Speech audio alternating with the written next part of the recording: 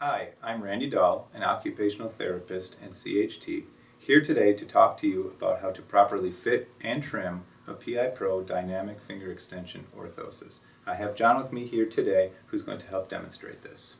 Thanks for your help, John. Let's take a look at the splint. If you look at the design of the splint, there is an inflection point here. That is meant to sit at the level of the PIP joint. Let's slide this on John's finger. So we're going to go over it like so. You can palpate through the splint at the inflection to ensure that you're sitting at the level of the PIP joint. Is that comfortable, John? Yeah, feels good. My goal is for a patient to tolerate this 15 to 20 minutes a couple of times per day.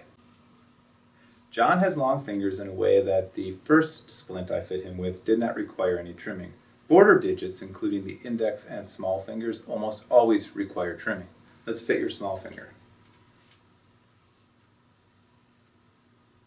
Alright, so the inflection point here is sitting just distal to the PIP joint. So I'm going to trim a few millimeters out of the splint.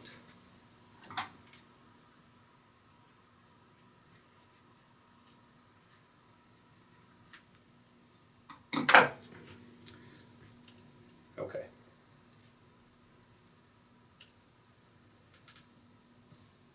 Perfect. I also trim the end of the splint to be flush with the fingertip so that the patient has a visual cue that they've applied the splint properly. Let's do that, John.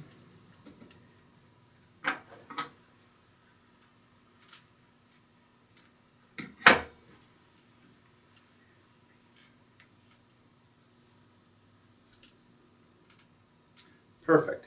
How does that feel? Feels great. All right.